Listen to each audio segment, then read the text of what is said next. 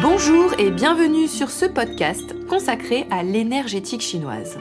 Nous allons voir aujourd'hui à quoi correspond la saison du printemps selon la médecine traditionnelle chinoise. Tout d'abord, le calendrier chinois des saisons est différent de notre calendrier occidental. En effet, les saisons chinoises ne démarrent pas lors des équinoxes ou des solstices comme nous en avons l'habitude. Les saisons chinoises débutent bien avant, lorsque les énergies de la saison commencent à se développer, à se faire sentir. Les graines commencent à germer, les jours rallongent. Le printemps commence en février pour les Chinois. Le nouvel an chinois, qui se fête environ entre le 20 janvier et le 20 février, est la fête du printemps. Pour être plus précise, il correspond à la deuxième nouvelle lune après le solstice d'hiver. Et pour cette année 2023, le printemps a fait son apparition le 4 février dernier. Alors, quelles sont les caractéristiques du printemps selon la philosophie chinoise ? Revenons en arrière pour mieux comprendre.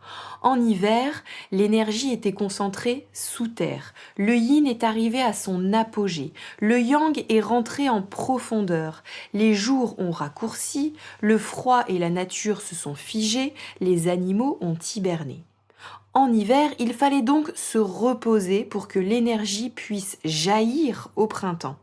Le printemps, c'est le début de la germination, de la croissance. C'est une saison de transition du froid vers la chaleur de l'été. Dans la théorie des 5 mouvements, le printemps est associé à l'élément bois. Il représente la sève qui remonte après l'hiver, l'augmentation de la lumière, la pousse des fleurs et des éléments de la nature. D'un point de vue climatique, cette saison est en relation avec le vent et se caractérise par des changements de climat et de température. Donc, ne vous découvrez pas trop. Comme l'énergie bois se manifeste au travers des yeux, mais aussi des muscles et des tendons, on observe régulièrement des réactions à ce niveau avec les allergies printanières, les yeux qui pleurent et qui démangent, des conjonctivites ou des problèmes musculaires, des tendinites. Quels sont les organes en relation avec le printemps en médecine chinoise ? Les organes du foie et de la vésicule biliaire sont mis à l'honneur lors de cette saison. Le foie est responsable de la circulation de l'énergie dans le corps. Aussi, c'est lui qui fait le gendarme en permettant ou pas à l'énergie de passer dans les méridiens. Quand ça circule, tout va bien. Mais quand le foie se bloque énergétiquement, eh bien rien ne va plus. C'est la colère, la frustration, la pression ou l'irritabilité qui se mettent en avant. L'énergie du printemps est un mouvement ascendant, ça monte et les émotions avec. Quant à la vésicule biliaire, elle est le maître des décisions et nous apporte du courage pour concrétiser nos projets.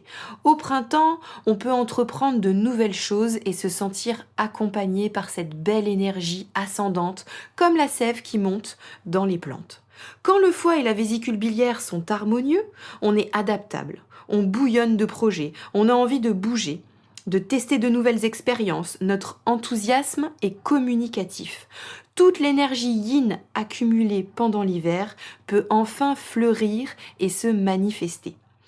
Voilà pour ce qui est du printemps. Dans le prochain podcast, je vous livrerai toutes les recommandations quotidiennes pour s'adapter à cette nouvelle saison et en profiter pleinement.